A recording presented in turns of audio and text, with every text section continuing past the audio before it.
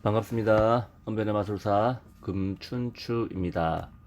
오늘은 레오나르도 디카프리오 사주에 관련돼서 한번 알아보도록 하겠습니다. 마찬가지로 티스토리에 있는 언변의 마술사 블로그를 참조해서 확인을 합니다. 자, 1974년 11월 11일 새벽 2시 몇 가지 유추가 되던데 새벽 2시 기준으로 제가 이렇게 뽑아봤었습니다. 쭉 내려가 보면은 일단은 갑인년 을해월 병진일 기축시입니다. 특징을 뽑아놓으면은 첫째로 인성이 많고 인성 그 다음에 식상도 많다. 식상 그 다음에 둘째로 목화 세력이 형성되어 있다. 그리고 셋째로 식상이 관의 고이고 그리고 재성의 고가 된다. 이게 을개무가 있으니까 관고고 개신기가 있으니까 재성의 고가 된다 이거죠. 이 밖에도 여러 가지 특징이 있으니 천천히 한번 설명을 한번 드리도록 하겠습니다.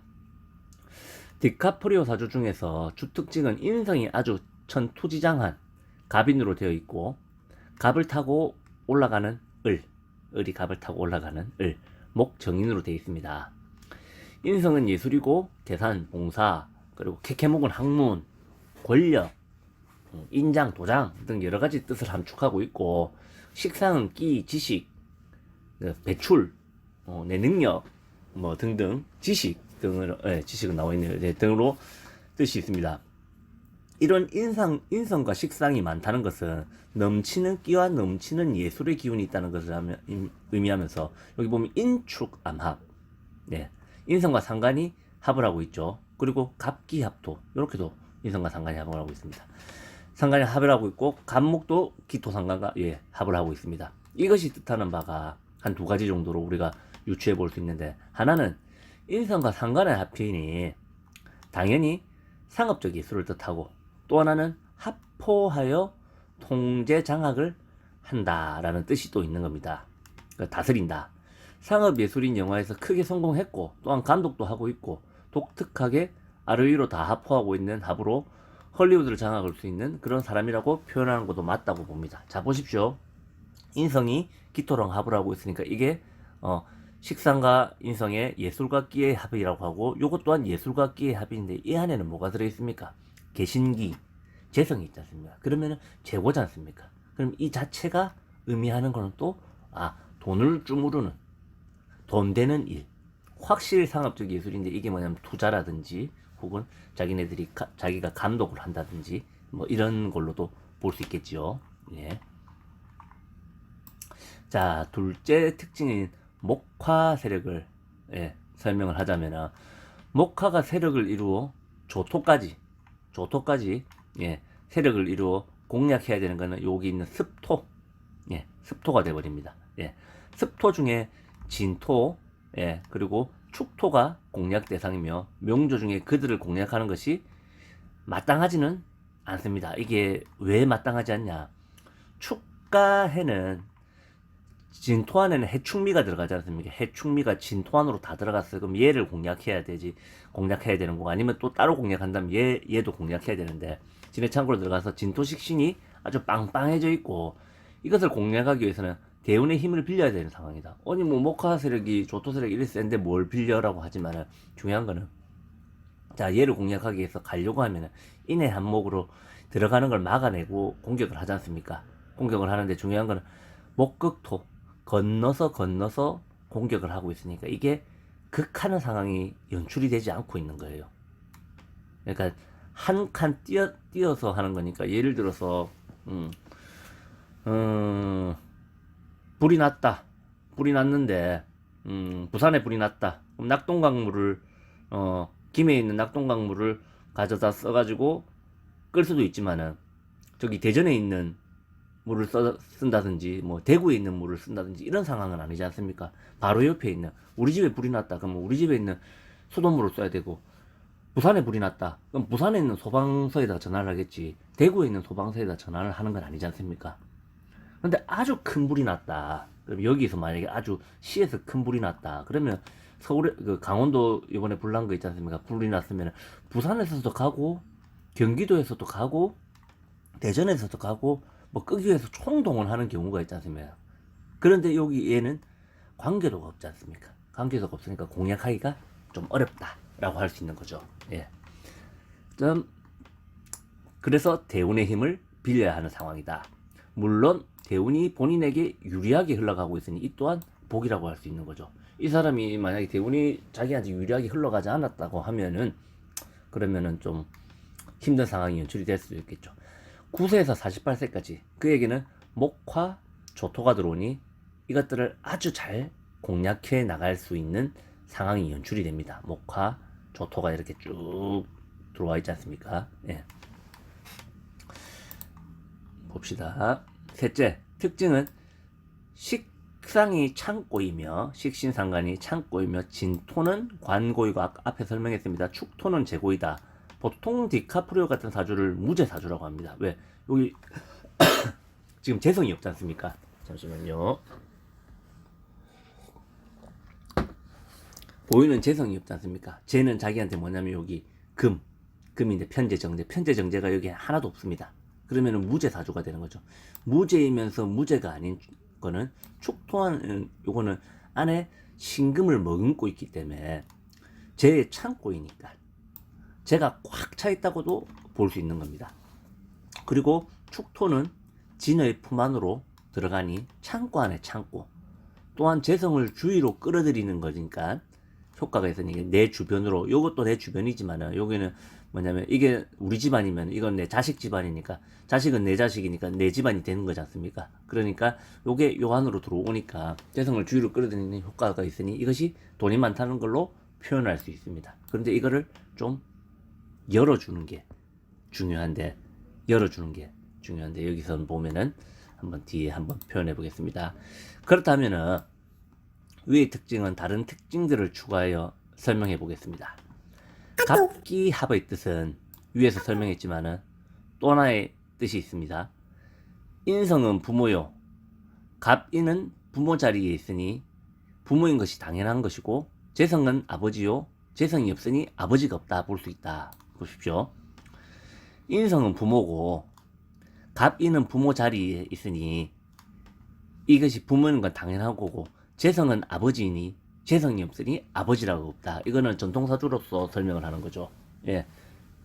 재성이 없으니까 그냥 이 사람 아버지가 없네라고 옛날 사람들이 사주를 볼 때 이렇게 말하면은 맞아 떨어지는 거지 않습니까? 그런데 말씀드렸듯이 축토는 재성의 고이니까 이는 아버지가 있다라고도 할 수 있지만 자 보면은 인축암합으로 목극토로 얘를 지금 합포했습니다. 그리고 묶었죠. 반주를 했죠. 그리고 못 쓰니 없는 거나 다름없죠. 그런데 갑기합으로 해가지고 또 위에서 또 합포했지 않습니까? 그럼 뭐 이거는 천간이고 이건 지지인데 한 몸통이지 않습니까? 여기서도 공략하고 여기서도 공략해버렸으니까. 그리고 이거는 공략을 당하면서 숨어 들어가 버리지 않습니까? 그러면 열려야 되는 게 한 번 더 숨어 들어갔으니까 이게 아버지가 극을 당하는 상황이니까 이게 재성이 없고 재고가 공략을 당하고 있으니까 없는 것도 같다라고 보는 거죠.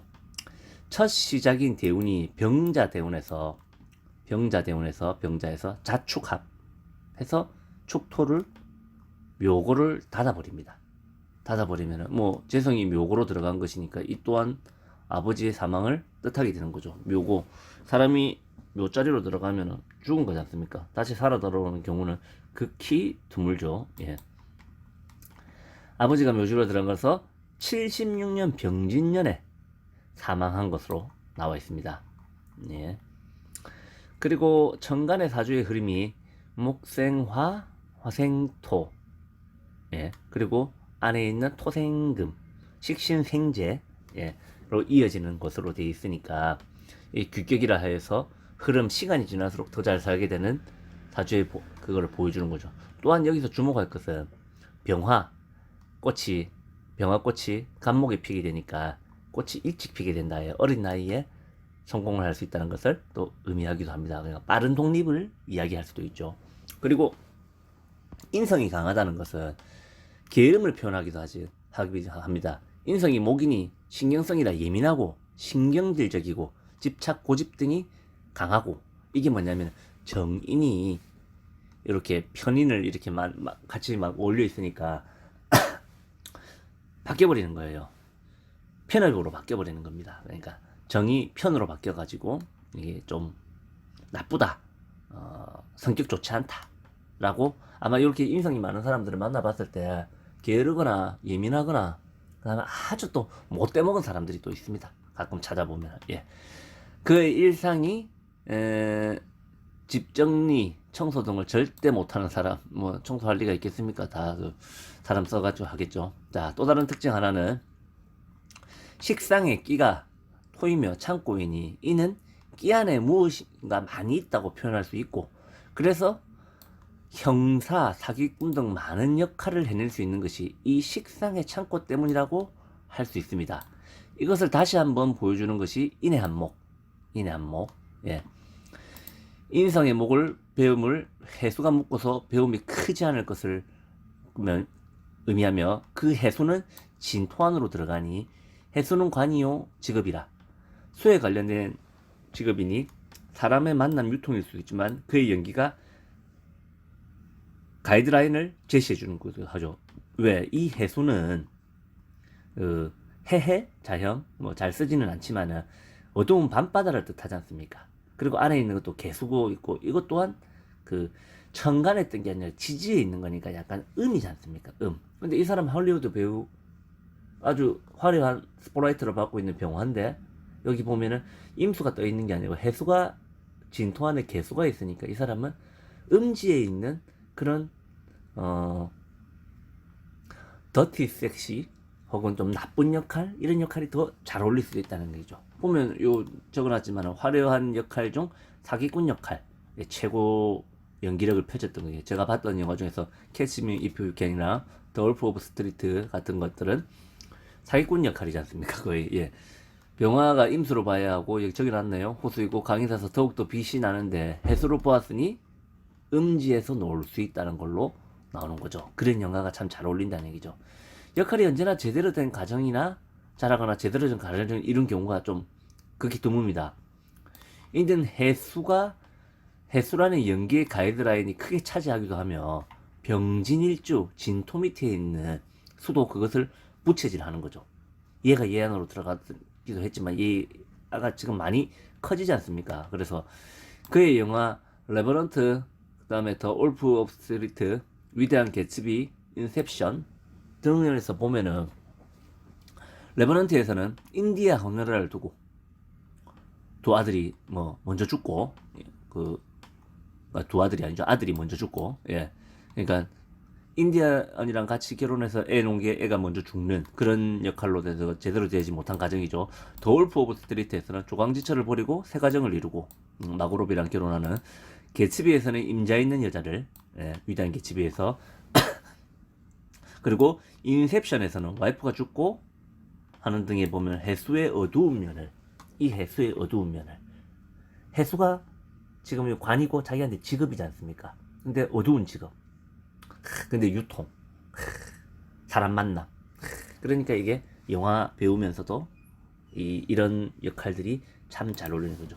해수관을 가진 사람 중에서 뭐 밤일하는 사람들, 밤에 직업을 가지고 있는 사람들도 꽤 있다고 합니다.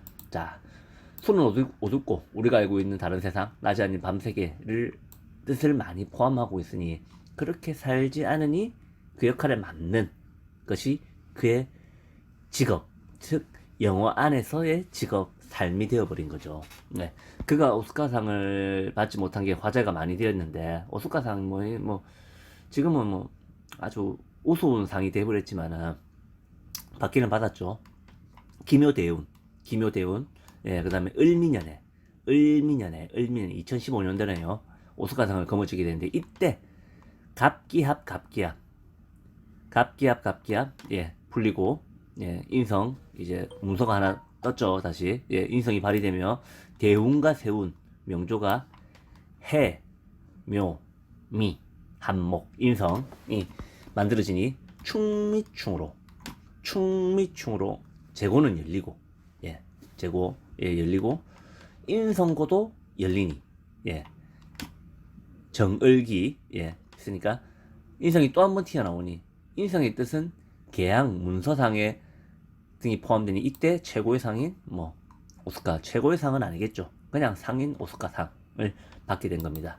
2019년 브래드 피트, 마고 로비 등과 같이 찍은 원스 오폰 어 타임 할리우드는 개봉하는데 이름값은 충분히 할 것이라 보이고 그의 49 대운에서 들어오는 재성은 49 경진 시계 하나가 들어옵니다. 한 번도 보이지 않은 재성이 처음으로 들어올 때니 이때 그의 부는 극에 다다를 것이라 봅니다. 지금 재성이 없습니다. 그러니까 아버지가 없다. 재성이 없으니까 와이프가 없다. 근데 재성의 고는 있다. 여자는 많다. 여자친구는 계속 바뀌고 있죠. 그러면 이 사람이 이제 결혼을 해야 되는데 결혼을 할 시기가 언제쯤이냐. 이렇게 우리가 또 유추해 볼 수 있지 않습니까? 2021년에 결혼이 가능할 수도 있을 것 같습니다.